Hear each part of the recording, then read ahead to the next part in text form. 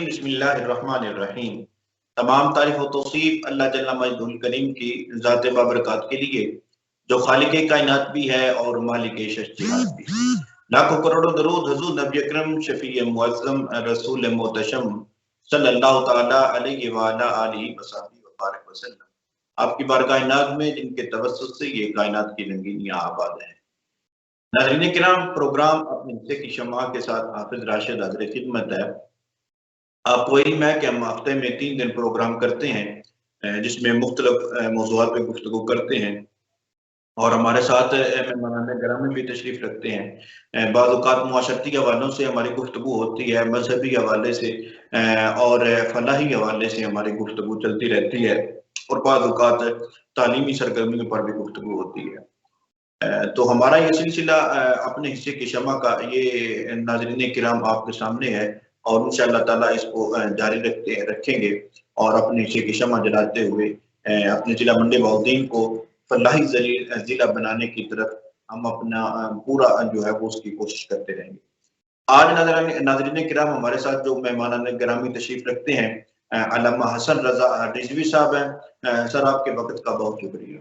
और साथ तशरीफ रखते हैं नात खां के लिए, सना खानी के लिए और अजान की मशक के लिए हमने दावत दी है हाफिज तैयब शफीक साहब को, वो हमारे साथ तशरीफ रखते हैं। आप साहब, आपका भी बहुत नाज़रीन किराम, आज का हमारा मौजू जो है वो अजान के हवाला से है, अजान की फजीलत और उसकी अदायगी के तरीक़ाकार के हवाला से। क्योंकि अजान जो है वो इस उम्मत के लिए एक निहायत अहमियत की हामिल चीज़ है। जिस तरह हमारे यहाँ नमाज की अदायगी की जाती है, तो नमाज की अदायगी से कबल अजान का पढ़ना और खूबसूरती के साथ पढ़ना ये अज़हद ज़रूरी है। क्योंकि जितनी मुअस्सर अजान होगी उतना ही नमाजियों पे असर पड़ेगा और नमाजी मस्जिद में खींचा खींचा चले आएंगे और वो अपने रब के हुजूर सजदा शुक्र अदा करेंगे। अगर अजान अच्छे तरीके से नहीं दे पाएंगे और अगर सिर्फ टोटली पूरा किया जाएगा और खूबसूरती के साथ या लहम के साथ अजान नहीं पढ़ी जाएगी, तो यकीनी सी बात है कि उसके असरात जो हैं वो मुआशरे में नहीं आएंगे और उसके बाद नमाजी हजरात उसकी तरफ तवज्जो नहीं कर पाएंगे। इसलिए ज़रूरी है कि हम इन चीज़ों की तरफ जो है वो तवज्जो करें। इसके अलावा हमारा जो है वो गुफ्तगू सना खानी के हवाला से भी होती रहती है। सना खान हजरात भी हमारे यहाँ तशरीफ रखते रहते हैं, जिनसे हम सना खानी भी सुनते हैं। तो उसके नाज़रीन किराम, प्रोग्राम का बाकायदा आगाज जो है वो अल्लामा हसन रज़ा रिज़वी साहब, आपके वक़्त का बहुत शुक्रिया। हमने आज़ान के हवाला से उसकी फजीलत के हवाला से बयान करना है। तो नाज़रीन किराम, प्रोग्राम की इब्तिदा जो है वो नाते रसूल मकबूल सल्लल्लाहु अलैहि वसल्लम से करते हैं। उसके लिए आफत तैयब शफीक हमारे साथ मौजूद हैं। आफत तैयब साहब, आप नाते रसूल मकबूल सल्लल्लाहु अलैहि वसल्लम से प्रोग्राम का आगाज करें। सल्लल्लाहु अलैका या रसूल अल्लाह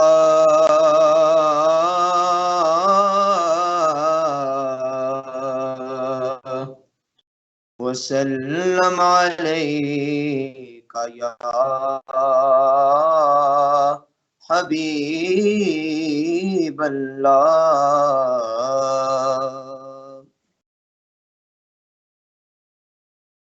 हुजूर ऐसा कोई इंतजाम हो जाए, हुजूर ऐसा कोई इंतजाम हो जाए, सलाम के लिए हाजिर गुलाम हो जाए, हुजूर ऐसा कोई انتظام ہو جائے حضور ایسا کوئی انتظام ہو جائے سلام کے لیے حاضر غلام ہو جائے میں صرف دیکھ لوں ایک بار صبح طیبہ کو میں صرف دیکھ لوں ایک بار صبح طیبہ کو بھلا سے پھر میرے دنیا میں شام ہو جائے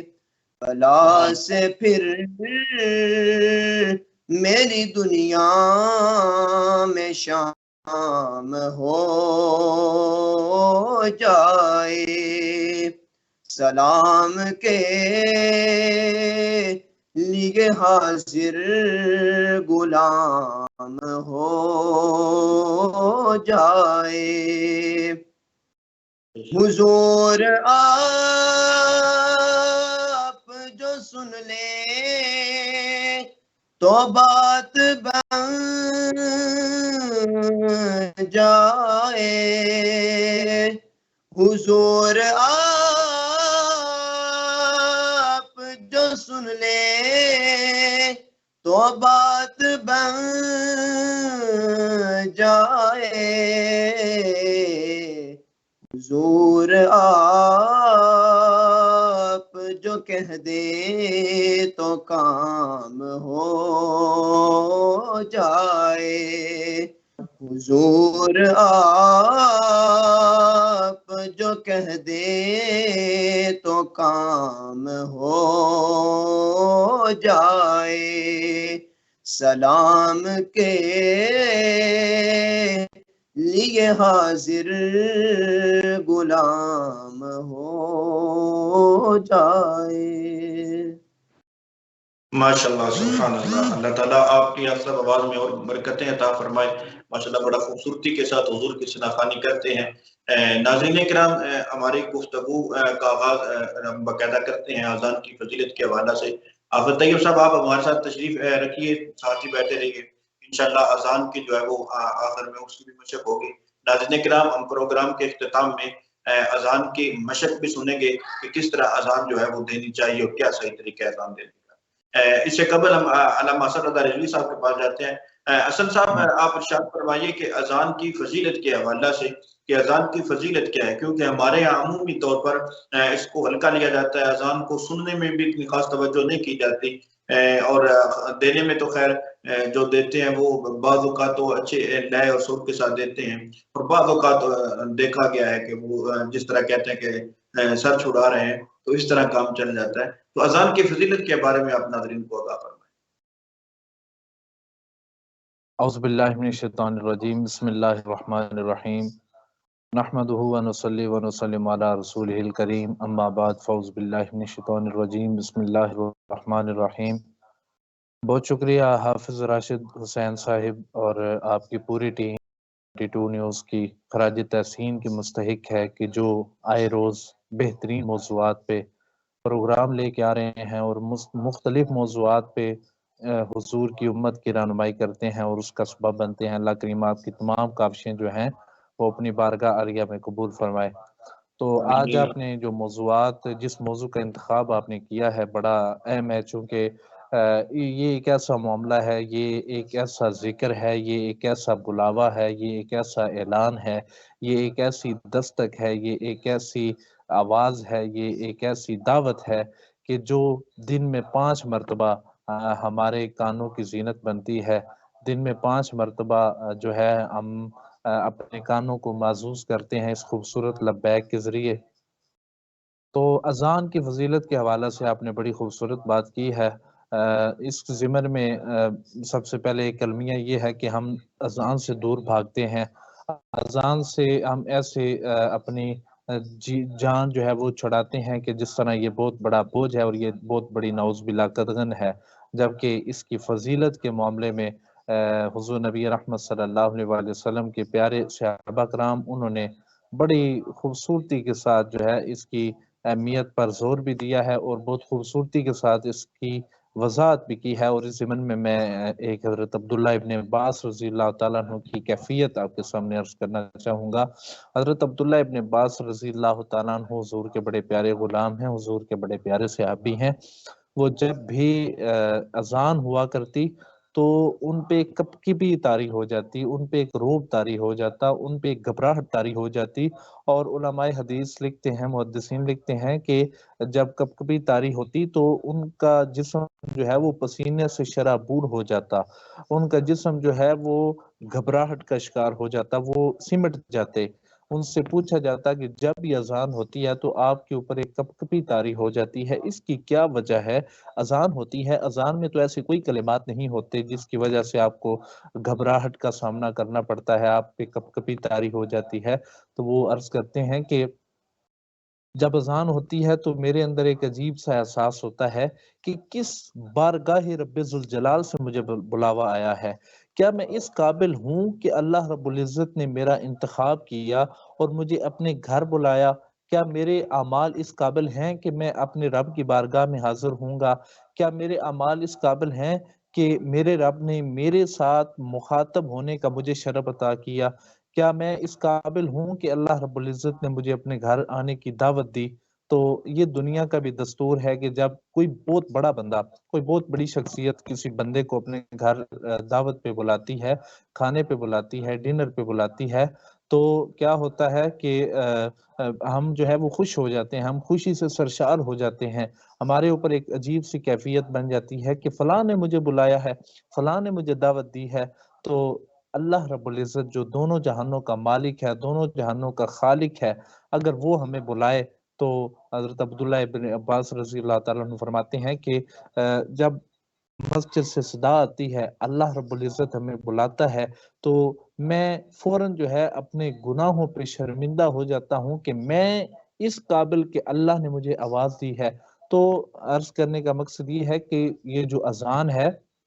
اس کی فضیلت کے بارے میں حضور نبی رحمت صلی اللہ علیہ وآلہ وسلم کا ارشاد گرامی ہے کہ اگر بندہ مومن کو، میرے امتی کو معلوم ہو جائے کہ اذان دینے کا کتنا اجر و ثواب ہے، اذان دینے کی کتنی فضیلت ہے، اذان دینے کا کتنا صلہ ملتا ہے، تو میرا امتی یہ کوشش کرے اور گھر سے یہ تلواریں اٹھا کے لے آئے، گھر سے یہ نیزے اٹھا کے لے آئے کہ اب اذان کا وقت ہو گیا اور میں اذان پڑھوں گا، کوئی اور میرے مقابلے میں آ کے اذان نہیں پڑھے گا، یہ اذان میں پڑھوں گا۔ یعنی حضور کا فرمان کہ گھر سے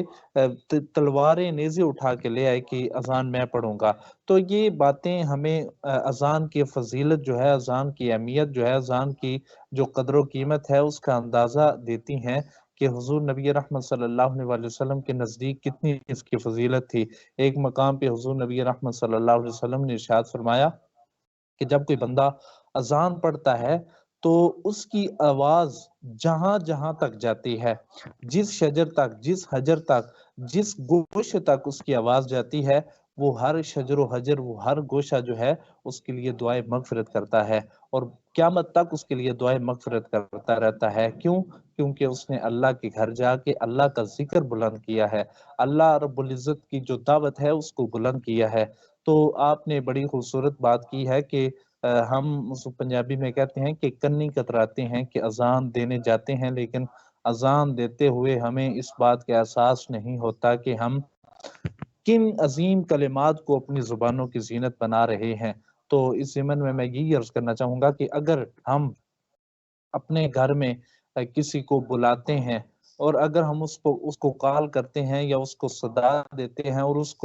اس کے الٹے نام کے ساتھ پکار کے یا اس کو اونچی آواز میں بے رحمی کے ساتھ پکارتے ہیں تو یقیناً اس کو برا لگے گا، یقیناً جو اس کی آواز ہے اس میں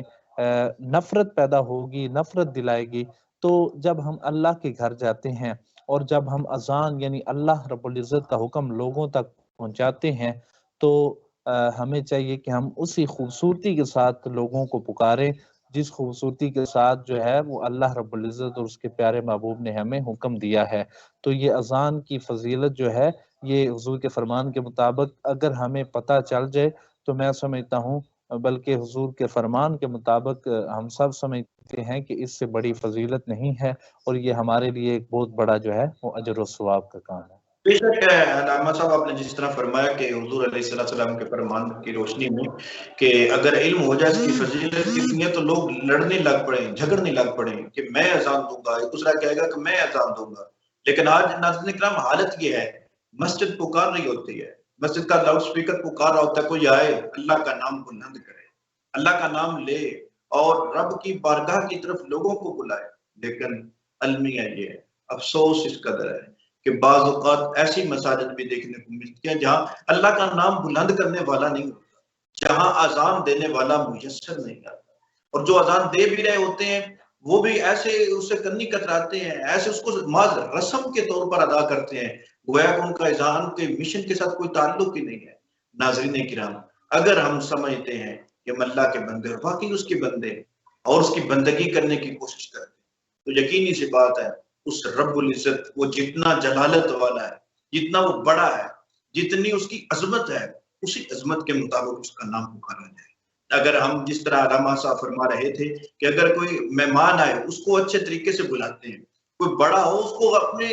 جو وہ ان سے ہو پاتا ہے اس کو القابات سے نوازتے ہیں اور خوبصورت سے خوبصورت الفاظ کے ساتھ چناؤ کر کے اس کو ہم دعوت دیتے ہیں۔ لیکن کیا بات ہے جب رب تعالیٰ کا نام لینے کی باری آتی ہے تو پھر ہماری وہاں کوئی ترجیحات نہیں ہوتی۔ اس لیے ضرورت ناظرین کرام صبر کی ہے کہ ہم خوبصورتی کے ساتھ اذان کی طرف توجہ دیں اور اذان پڑھنے کی کوشش کریں۔ علامہ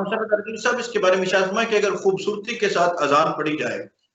اور اچھی آواز اور اچھی لے کے ساتھ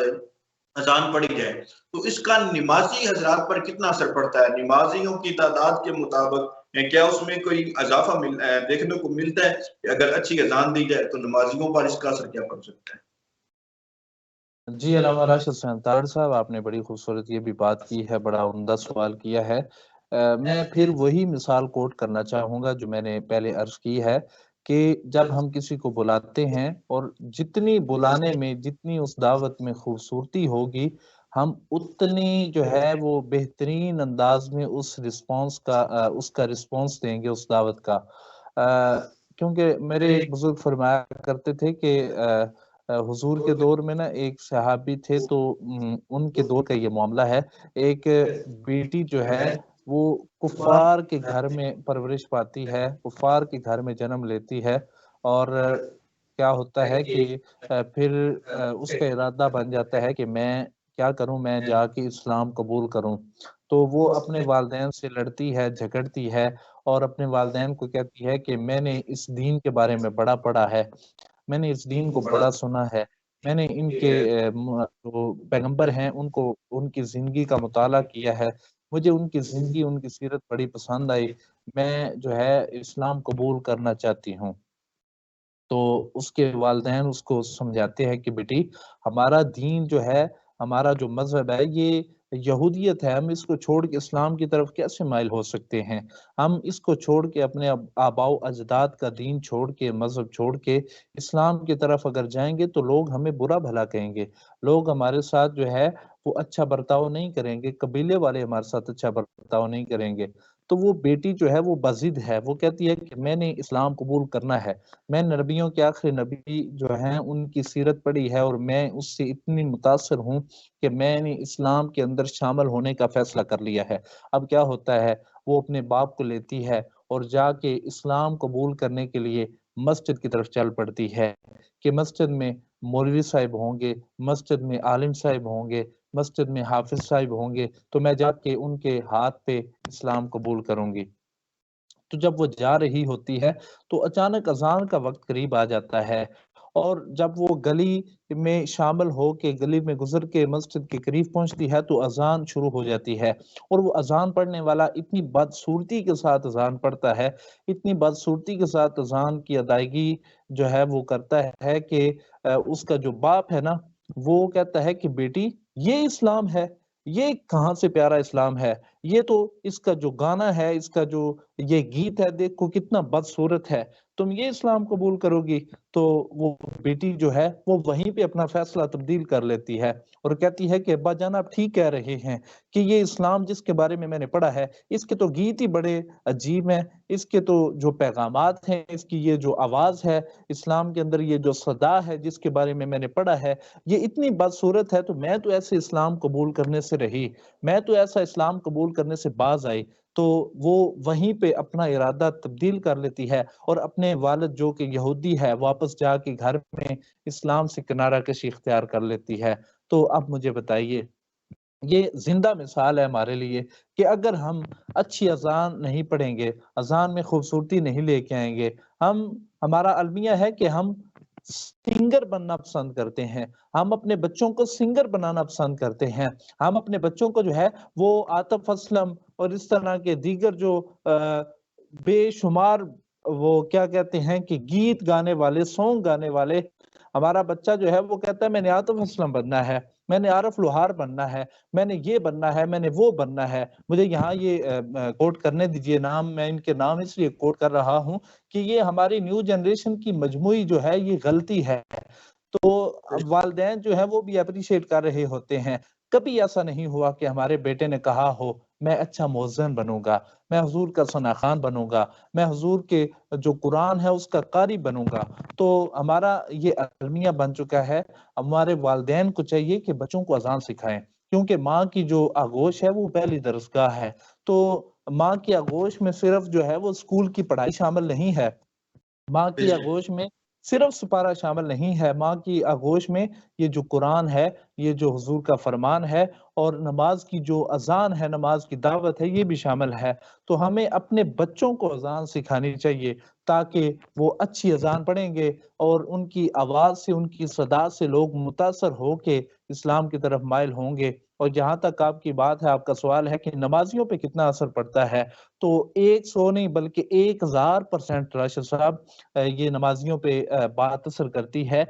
کہ اذان جتنی خوبصورتی کے ساتھ پڑھی جائے گی اتنے لوگ جو ہیں وہ متاثر ہو کے تو وہ مسجد کی طرف آئیں گے۔ ہمارے دائیں بائیں ایسے ہو رہا ہے، میں خود اپنی زندگی کے بے شمار 20 مثالیں آپ کے سامنے رکھ سکتا ہوں۔ میں جا رہا ہوتا ہوں، بعض اوقات اس طرح ہوتا ہے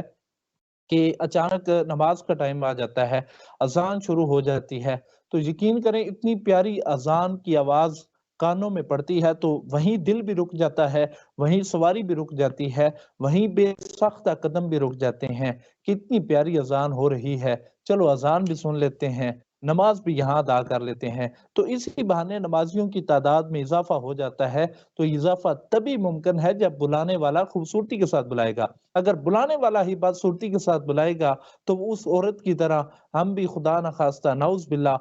اسلام سے محبت کرنے کے بجائے ہماری جنریشن جو ہے وہ بدظن بھی ہو سکتی ہے۔ اس لیے ہماری جنریشن کو چاہیے کہ وہ اذان پہ توجہ دیں اور اذان کو اپنی آوازوں کے ساتھ خوبصورتی کے ساتھ ادا کیا کریں۔ جی بالکل، آپ نے بڑا خوبصورت مثال کے ذریعے واضح فرما دیا کہ اگر اذان خوبصورتی کے ساتھ دی جائے تو یقینی سی بات ہے یہ انسان کی فطرت ہے ناظرین کرام کہ خوبصورت آواز جو ہے اس کی طرف وہ کھینچا چلا جاتا ہے۔ وہ کوئی سا بھی گیت ہو، وہ کوئی سا بھی اس کے سامنے چیز ہو، جب آواز خوبصورت ہوگی اس کی طرف وہ کھینچا چلا جائے گا۔ اس لیے ہمارے مؤذنین حضرات کو چاہیے کہ وہ کوشش فرمائیں کہ اذان کو خوبصورت لے میں پڑھیں اور اچھی سر میں اذان کو دیں تاکہ جو سننے والے ہیں ان پہ وہ اثر کریں اور ان کے قدم جس طرح علامہ صاحب نے فرمایا کہ رک جائیں اور رک کر وہ مسجد کی طرف جانے پر مجبور ہو جائیں اس پیاری سی اور خوبصورت سی آواز اور بلاوے پر۔ رسول اللہ صاحب میرے خیال میں جہاں ہم شرطی طور پر اس کے ذمہ دار ہیں وہاں دیکھا گیا ہے کہ ہمارے یہاں ثنا خوان بہت ہیں، قراء حضرات بہت ہیں، لیکن ان کو بہت کم دیکھا گیا کہ وہ اذان پڑھنے کی کوشش کریں. ہمارے یعنی جس طرح کے مثال دی جاتی ہے، مثال اس طرح رکھ لیتے ہیں کہ محلے میں اگر کوئی ثنا خان ہے تو بہت کم ہوتا ہے کہ وہ ثنا خان جا کر مسجد میں اذان پڑھے، بلکہ وہ تو اکثریت تو ایسی ہے جن کو نماز کی بھی توفیق نہیں ہوتی. اسی طرح قاری صاحبان ہیں جو مدارس میں پڑھاتے ہیں، وہ تو خیر الگ بات ہے، لیکن اگر کوئی محلے میں قاری صاحب ایسے ہیں جو مسجد کے امام نہیں ہیں، وہ بھی کوشش نہیں کرتے کہ میں جا کر مجھے اللہ نے خوبصورت آواز دی ہے تو میں جا کر اذان کا پیغام دوں. تو اگر یہ ثنا خان اور قاری حضرات اس کی طرف توجہ نہیں دیں گے تو پھر کون آگے بڑھے گا؟ پھر عوام کو کس طرح ہم ترغیب دلا سکیں گے اچھی اذان کے لیے؟ اس کے بارے میں ارشاد کریں. جی بالکل، ہمارا صاحب آپ نے یہ بھی بڑی عمدہ بات کی ہے. یہ جو ہمارے ثنا خان حضرات ہیں، یہ ہمارے قراء حضرات ہیں، اللہ ماشاءاللہ. میں آپ کو ایک بات عرض کرنے لگا ہوں، یقیناً یہ آپ پہ بھی گراں گزرے گی اور ناظرین کے لیے بھی گراں گزرے گی، لیکن مجھے کہنے دیجئے کہ نعت خوانی کے شعبے میں پیسہ ہے، نعت خوانی کے شعبے میں شہرت ہے، نعت خوانی کے شعبے میں جو ہے وہ فیمس بندہ ہو جاتا ہے، نعت خوانی کے شعبے میں جو ہے وہ پیسوں کی جو بہاریں ہیں وہ لوٹ پوٹ ہو جاتی ہے، جس کی وجہ سے انہوں نے اپنے میک اپ کا سامان بھی لینا ہوتا ہے، انہوں نے اپنے اخراجات بھی پورے کرنے ہوتے ہیں، انہوں نے جو کپڑے ہیں اچھے اچھے رنگ برنگے وہ بھی پہننے ہوتے ہیں، انہوں نے اس میں شیو بھی کروانی ہوتی ہے، انہوں نے ہر طرح کی لغویات جو ہیں وہ ثنا خوانی کے شعبے میں جو ہے وہ پیسہ حاصل کر کے اپنی ضروریات پوری کرنا ہوتی ہیں. تو نعت خوانی کے شعبے میں اللہ ماشاءاللہ اللہ رب العزت نے ملک پاکستان میں نہیں بلکہ پوری دنیا میں ایسے لوگ بھی پیدا فرما رکھے ہیں جنہوں نے حضور کی ثنا خوانی کا، حضور کے مدح سرائی کا، حضور کے ذکر کا، حضور کی جو ہے وہ نعت کا حق ادا کیا ہے، اور ان کی نعت اس قدر مقبول ہوئی کہ انہیں جو ہے وہ حضور نبی رحمت صلی اللہ علیہ وسلم نے جیتے جاگتے جو ہے وہ اپنی زیارت کروائی. حضرت آپ کو پتہ ہے قصیدہ بردہ شریف اس سے بہترین نعت کیا ہو سکتی ہے؟ تو امام بصیری رضی اللہ تعالیٰ عنہ وہ حضور کی بارگاہ میں مدح سرائی کرتے رہتے ہیں، حضور ان کو اپنی زیارت کرواتے ہیں. تو حضور کا ان کو اپنی زیارت کروانا جو ہے وہ صرف اسی وجہ سے ہی ہے کہ انہوں نے نعت خوانی میں اپنا جو ہے وہ حق ادا کیا ہے. تو میں عرض کر رہا تھا مختصراً کہ نعت خوانی کے شعبے میں جو آج کل ہماری نعت خوانی کا سلسلہ شروع ہو چکا ہے، اس میں کیا ہے؟ اس میں پیسہ ہے، اس میں جو ہے وہ لوٹ مار ہے. ہمارے نعت خوانوں کو چاہیے تھا کہ مسجد کی طرف آتے، ہماری نعت خوانوں کو چاہیے تھا کہ اپنی اس خوبصورت آواز کو اذان کے لیے بروئے کار لاتے. اگر اذان کے لیے یہ اپنی آوازیں بروئے کار لاتے نا تو پھر میرا یہ دعویٰ ہے، میرا یہ ایمان ہے کہ جتنے لوگ محفل میں جاتے ہیں بے وضو ہو کے جاتے ہیں، پیسہ لوٹاتے ہیں، وہاں جا کے جو ہے وہ محفل کا تقدس پامال کرتے ہیں، سٹیج کا تقدس پامال کرتے ہیں، اگر وہی خوبصورتی والی آواز یہ اذان میں کنورٹ کر کے مسجد میں آ کے لوگوں کو بلاتے تو پھر کیا ہوتا کہ کم از کم اگر 1,00,000 یا 1,000 بندہ محفل میں گیا تو کم از کم اس میں سے 500 بندہ مسجد کی طرف بھی آ جاتا. تو لیکن بڑے افسوس کی بات ہے، ہمارے ثنا خان جو ہیں، ہمارے قراء حضرات جو ہیں، اب تو دیکھیں نا جی، قرآن یہ ایک عظیم کتاب ہے، یہ ایک ایسی کتاب ہے کہ جس میں خود خالق کائنات فرماتا ہے وَلَا تَشْتَرُوا بِآيَاتِي ثَمَنًا قَلِيلًا، میری آیات کو تھوڑے سے ثمن کے عوض نہ بیچا کرو. تو یہ کیا کرتے ہیں، یہ جب ان سے کوئی بندہ ڈیٹ لینے آتا ہے، کوئی تاریخ لینے آتا ہے تو یہ اس کے سامنے ڈیمانڈ رکھتے ہیں. اب دیکھیں، کرنی حضور کی ثنا خوانی، کرنی حضور کی جو ہے وہ مدح سرائی، کرنی قرآن کی تلاوت اور ڈیمانڈ رکھنی اور پھر میک اپ کر کے جانا. تو بہرحال آپ نے جو سوال کیا ہے میں اس کی طرف آتا ہوں کہ ہم لوگ جو ہیں وہ نعت خوانی کو ہم نے اتنا عجیب جو ہے سلوک اس کے ساتھ کر دیا ہے کہ وہ ثنا خوانی اب ثنا خوانی نہیں رہی بلکہ وہ ایک مارکیٹ بن چکی ہے کہ جس کی اچھی آواز ہوگی، جو لمبا جو ہے وہ لمبا چوڑا میک اپ کر کے آئے گا، طرح طرح کے زرگ برگ لباس پہن کے آئے گا، ہم اس پہ پیسہ بھی لٹائیں گے، ہم اس کو عزت بھی دیں گے، ہم اس کو پروٹوکول بھی دیں گے. اور اگر یہی معاملہ دیکھا جائے تو وہی نعت خواں، وہی قاری، وہی قراء آپ دیکھ لیں، میرا یہ دعویٰ ہے آپ کو فجر کی نماز میں نہیں ملیں گے. چاہیے تو یہ تھا نا کہ رات کو حضور کی مدح سرائی کر رہے ہیں، رات کو حضور کے قرآن کی تلاوت کر رہے ہیں، فجر کی اذان آ کے خود دیں تاکہ ادھر بھی حق ادا ہو. لیکن کیا ہے، ادھر پیسہ ہے، उधर दौलत है, उधर शोहरत है, उधर इनके नाज नखरे हैं, उधर प्रोटोकॉल है और इधर सिर्फ अजर है। और अजर कैसा कि जिसके बारे में हुजूर ने फरमाया कि मौज़न जो होंगे, मौज़िनीन जो होंगे, बरोज़े महशर उनकी गर्दनें जो हैं वो सबसे लंबी होंगी। अब इसका ये मतलब नहीं है कि खुदा न खास्ता वो बदसूरत होंगी, बल्कि वो उनके चेहरे जो है, उनकी जो बॉडी है वो सबसे वाज़ेह होगी, वो सबसे उरूज पे होंगे और दूर से पता चल रहा होगा हुजूर के फरमान के मुताबिक ये मुज़्ज़िनीन हैं। और लोग रश करेंगे, यार ये इतने लंबे ताज वाले, इतने खूबसूरत चेहरे, इतने जो है वो सबसे वाज़ेह नजर आने वाले रोशन चेहरे ये किसके हैं? तो उन्हें बताया जाएगा ये वो मुज़्ज़िनीन हैं जो अल्लाह रब्बुल इज़्ज़त का जिक्र बुलंद करते थे, अल्लाह रब्बुल इज़्ज़त के घर बुलाया करते थे, अल्लाह रब्बुल इज़्ज़त की बारगाह में बुलाने के लिए दावत दिया करते थे। लेकिन हमारे नात खानों पे मुझे शिकवा है, मुझे अफसोस है कि ये अपनी सलाहियतें, अपनी आवाज़ जो है ये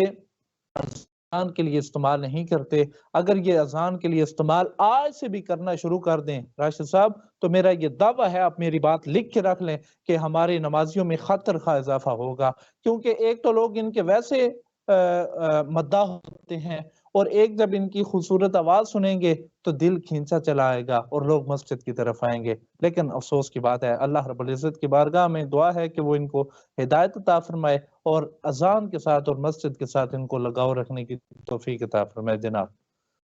जी माशाल्लाह हसन साहब, आपने बड़ा खूबसूरती के साथ मुआशरे के इस पहलू को भी उजागर किया कि हमारे सना खान हैं जो कुर्रा हजरात हैं, उनको अल्लाह ने ये शोहरत अता फरमाई है, उनको अल्लाह ने आवाज़ अता फरमाई है। उस आवाज़ से वो अपने रब का बुलावा नहीं करते, उस आवाज़ से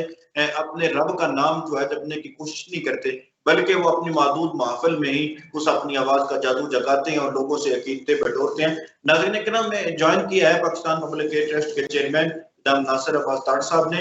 नासिर साहब, आपको प्रोग्राम में खुशामदीद कहते हैं। हम गुफ्तगू कर रहे हैं मुअज्जिनीन के हवाला से, उनकी इस्लाह के हवाला से कि मुअज्जिन जो है वो किस तरह तैयार किए जाएं और मुआशरे में, ताकि लोग जो है वो नमाजी जो है वो मस्जिदों की तरफ खींचे चले हैं। आप इसके बारे में क्या इरशाद फरमाएंगे, क्योंकि पाकिस्तान पब्लिक ट्रस्ट ने भी ये इकदाम उठा रखा है एक इस्लाह मुअज्जिनीन के हवाला से, उसमें भी अल्हम्दुलिल्लाह हमारी कोशिश जारी है, उलमाए किराम का ताउन जो है वो जारी है और हमारी मदद और मुआवनत फरमा रहे हैं, जिसके बारे में इंशाअल्लाह कुछ ही दिनों तक बाकायदा प्रोग्राम और कोर्सेज का इजरा हम शुरू कर देंगे। ये तो पाकिस्तान पब्लिक ट्रस्ट कर रहा है। बाकी हम ओवरऑल मुआशरे में नासिर साहब किस तरह कोशिश करके अपने मुअज्जिनीन की इस्लाह कर सकते हैं?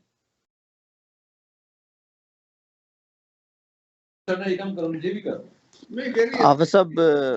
अस्सलाम वालेकुम। ये बड़ा हसास मौजू है। आप हमारी मस्जिदों के ऊपर करोड़ों और अरबों के हिसाब से इन्वेस्टमेंट है। मस्जिद में प्रॉपर जो मुअज्जिन है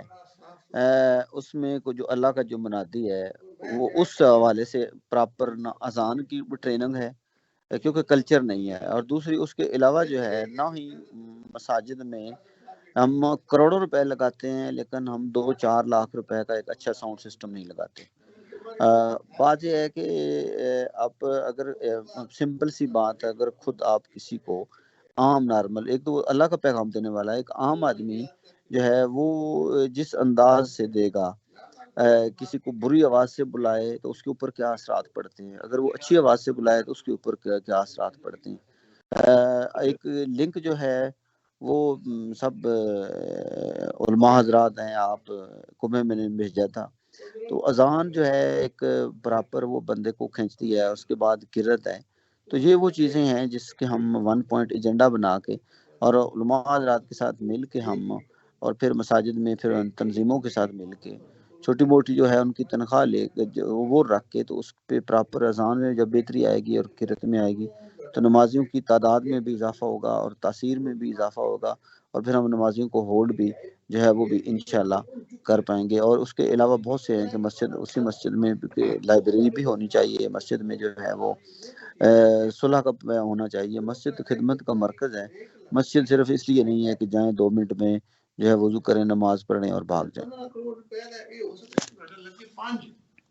जी बिल्कुल नासिर साहब, आपने बड़ा खूबसूरत इसके साथ वाज़ेह फरमाया कि मस्जिद जो है वो हमारे मराकज़ हैं। जिस तरह मस्जिद नबवी की मिसाल हम नाज़रीन किराम हमारे सामने मौजूद है कि मस्जिद नबवी जो है वो सिर्फ इसलिए नहीं थी कि वहाँ लोग असहाबे रसूल जाए और नमाज पढ़े और नमाज पढ़ के वापस घर आ जाए। असल में वहाँ जिंदगी के मामलात तय होते थे, لوگوں کو جینا وہیں سے سکھایا جاتا تھا. حضور علیہ السلام نے جو دروس دیے وہیں مسجد میں بیٹھ کر دیے, وہیں سے نظم ریاست کا چلتا تھا, وہیں سے حکومت چلتی تھی, وہیں سے انتظامیہ چلتی تھی, وہیں سے عدالت کے فیصلے ہوتے تھے. لیکن آج افسوس سے کہنا پڑتا ہے, آج ہم نے صرف مسجد کو 2 سجدوں تک محدود کر دیا. آج ہم نے صرف اور صرف شاید اس کو محافل کے اندر ہی محدود کر دیا ہے. باقی ہماری جو تقریبات ہوں ہم وہ مسجد کے قریب نہیں پھٹے. اللہ ماشاءاللہ ہمارے ہاں تو لوگ ناظرین کرام ایسے بھی ہیں, آپ خود معاشرے کا حصہ جانتے ہوں گے, کہ جن کو توفیق نہیں ہوتی جمعہ کی نماز. ایسے افراد بھی ہیں جن کو توفیق نہیں ہوتی سال میں ایک دفعہ عید کی نماز پڑھنے کی. پھر اندازہ لگائیے کیا ہمارا اسلام کے ساتھ کوئی تعلق ہے؟ کیا مسجد صرف اس لیے یہ ہے کہ وہاں سے چند لوگ جائیں اور اپنی نماز پڑھیں واپس آ جائیں؟ نہیں ناظرین کرام, مسجد جو ہے یہ مسلمانوں کا مرکز ہے. جہاں سے اخوت کی جو ہے وہ خوشبو آنی چاہیے, یہاں سے لوگوں کے معاملات حل ہونے چاہیے, یہاں اصلاح کی کوشش ہونی چاہیے, جہاں سے مسجد سے لوگوں کو علم و آگہی اور شعور کی کیفیت جو ہے وہ میسر آنی چاہیے. لیکن بدقسمتی ہماری, ہم نے اس کی طرف توجہ نہ دی, اور ہماری حکومت بھی بہت اس حوالے سے نااہل ہے. اقلیتی جو عبادت گاہیں ہیں ان کو تو فنڈ فراہم کیے جا رہے ہیں, سکھوں کی عبادت گاہوں کو نوازا جا رہا ہے, کرسچن کے جو ہے ان کی عبادت گاہیں وہاں گورنمنٹ فنڈ جو ہے فراہم کرتی ہے. لیکن افسوس یہ ہے کہ مسلمانوں کے ملک میں رہتے ہوئے یہاں اللہ کے گھر کے لیے حکومت کے پاس بھی کوئی فنڈ نہیں, کوئی لائبریری قائم کرنے کے لیے حکومت کے پاس 1 روپیہ بھی نہیں. ائمہ کرام کو تنخواہ دینے کے لیے جو بیچارے مسجد کی خدمت کرتے ہیں, دن رات 24 گھنٹے لوگوں کو نماز پڑھاتے ہیں, اللہ اللہ اس کے رسول کا نام بلند کرتے ہیں, حکومت کے پاس چند ہزار روپے ان کو دینے کے لیے نہیں ہے. افسوس کا مقام ہے. ہماری حکومت غیروں کو تو نوازتی ہے. اس کے بارے میں یہ بھی عرض کرنا چاہوں گا کہ ہمارا کتنا لگاؤ ہے مسجد کے ساتھ, اسلامی اقدار کے ساتھ, خصوصیت کے ساتھ ہماری حکومت کا, کہ تقریباً چند ماہ پہلے مسجد وزیر اعلیٰ خان وہاں شوٹنگ ہوتی ہے اور وہاں جناب والا دھمالیں ڈالی جاتی ہیں, اور ایک ہمارے وفاقی وزیر ہیں ان کی نمائندگی کرتے ہیں. جب بات کی جاتی ہے تو وہ سیخ پا ہو جاتے ہیں کہ یہ کیا ہو گیا, کہاں سے مسجد کا تقدس پامال ہے. لیکن جب بات سکھوں کے گردوارے کی ہے, اب کل کی ہی بات ہے, وہاں سے کسی نے ایک ماڈلنگ کا شوشہ چھوڑا تو وہاں فوراً وہی وفاقی وزیروں کی زبان جو ہے وہ بول پڑی کہ یہ مذہبی عبادت گاہ ہے. نہ جانے یار کیسے لوگ ہم پہ مسلط ہیں, کیسے حکمران مسلط ہیں. مسجد جو ہے وہ ہماری عبادت گاہ نہیں ہے, مسجد کو کوئی اہمیت نہیں ہے, سکھوں کے گردواروں کو اہمیت دی جا رہی ہے. ناظرین کرام یہ ہماری حکومت ہے. خیر حکومت سے گیلا شکوہ وہ تو ہے, وہ تو رہے گا جب تک یہ اسلام کے مکمل نظام کو نہیں اپناتے. حسن رضوی صاحب آخری سوال آپ سے عرض کرنے دیتے ہیں, اس کے بعد ناظرین کرام اذان کی مشق ہوگی, کہ ہم پاکستان پبلک انٹرسٹ نے بھی ایک سٹیپ اٹھایا ہے کہ مؤذنین کی اصلاح کے حوالہ سے, وہ آپ کا علم ہی ہے, اس میں پاکستان پبلک انٹرسٹ کا یہ اقدام یہ کیسا ہے, اور مزید علماء کرام اس میں کیا اپنا کردار ادا کر سکتے ہیں؟ جی علامہ راشد حسین تارڑ صاحب, قرآن مقدس میں اللہ رب العزت ارشاد فرماتا ہے وَتَعَاوَنُوا عَلَى الْبِرِّ وَالتَّقْوَى وَلَا تَعَاوَنُوا عَلَى الْإِثْمِ وَالْعُدْوَانِ. نیکی اور بھلائی کے کاموں میں, تقوی کے کاموں میں ایک دوسرے کے ساتھ تعاون کرو, اور برائی اور گناہ کے کاموں میں تعاون نہ کرو. تو یہ اسی آیت کا مصداق بنتے ہوئے پاکستان پبلک انٹرسٹ نے یہ جو انیشیٹو لیا ہے, یہ جو آغاز کیا ہے, اس حسین اقدام کی ہم تعریف بھی کرتے ہیں, اس کو سراہتے بھی ہیں. اور دیکھیں آج کل ہمارے دور میں اگر ہم کسی کو کچھ دینا چاہیں نا, تو ہماری کوشش ہوتی ہے ہم ایسی چیز دیں جس کے ساتھ ہماری نمائش ہو. آج ہم کوئی گفٹ دیتے ہیں تو ہماری کوشش ہوتی ہے اس کی نمائش ہو, اور لوگ کہیں کہ یہ اتنا مہنگا اور اتنا اچھا گفٹ آپ نے دیا ہے, اتنا اچھا گفٹ آپ نے فلاں کو دیا ہے, اتنا اچھا تحفہ آپ نے فلاں کو دیا ہے. تو یہ کتنا اچھا تحفہ آپ دے رہے ہیں, کتنا پیارا تحفہ آپ دے رہے ہیں امت مسلمہ کو. میں سمجھتا ہوں کائنات میں اس کی مثال نہیں ملتی. موجودہ دور میں تو بالکل اس کی مثال جو ہے وہ ملنا ناممکن ہے. آپ نے یہ جو سٹیپ لیا ہے, میں آپ نے جب مجھے وہ پورا ایجنڈا پروگرام کا سینڈ کیا نا, تو اس میں آپ نے یہ سوال بھی لکھا ہوا تھا, تو میں سوچ رہا تھا کہ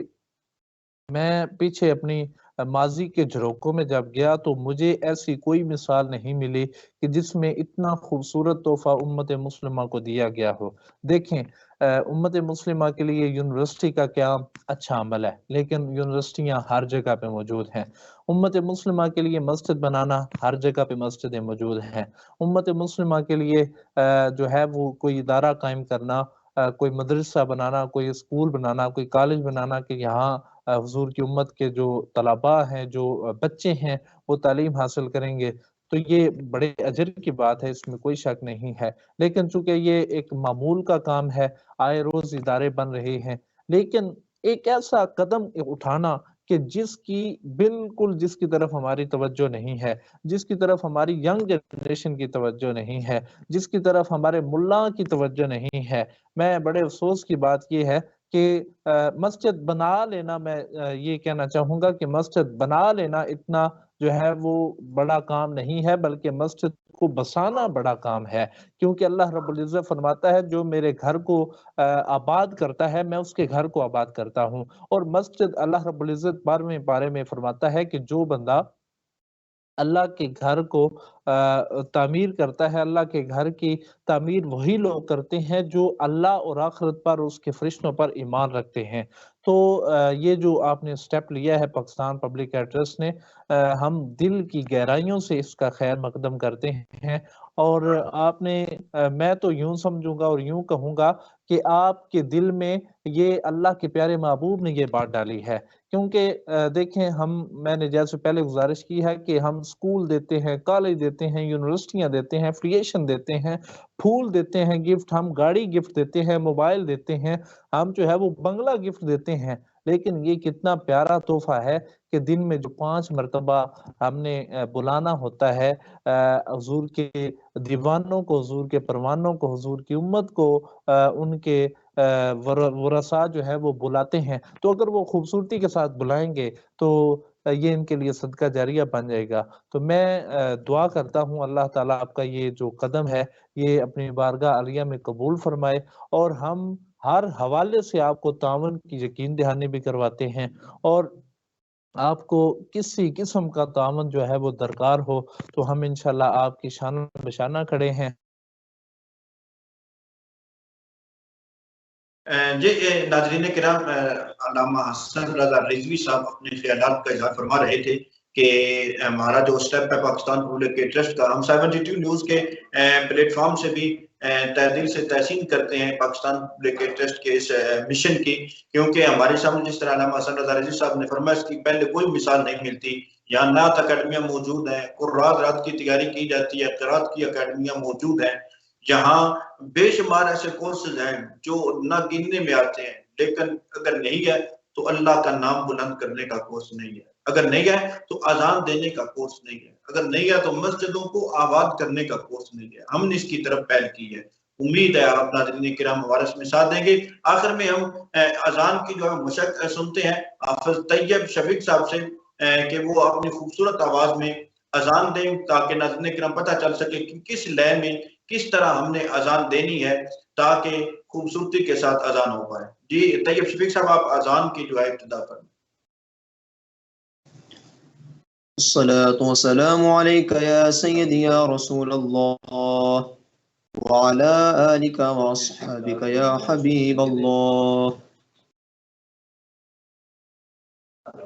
الله أكبر الله أكبر الله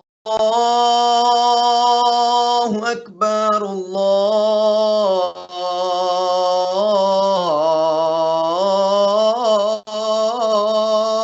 أكبر. أشهد أن لا إله إلا الله.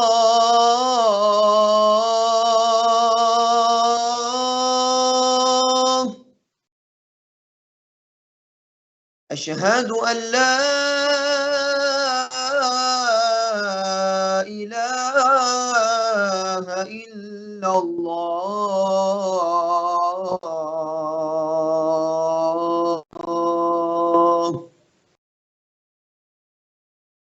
أشهد أن محمدا رسول الله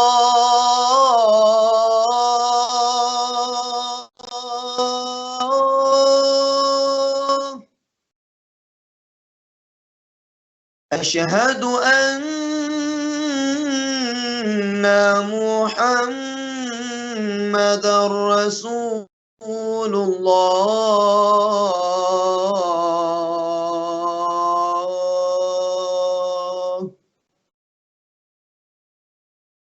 حي على الصلاة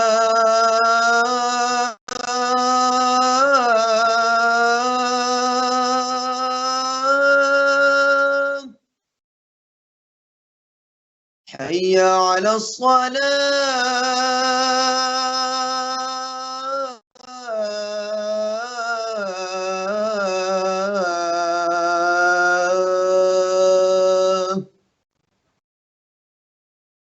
حي على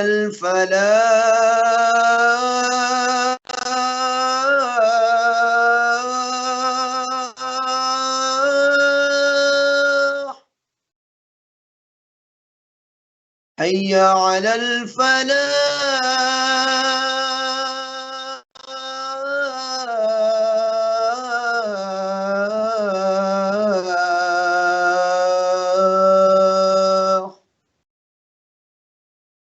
الله أكبر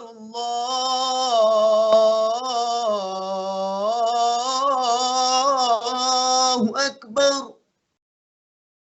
لا إله إلا الله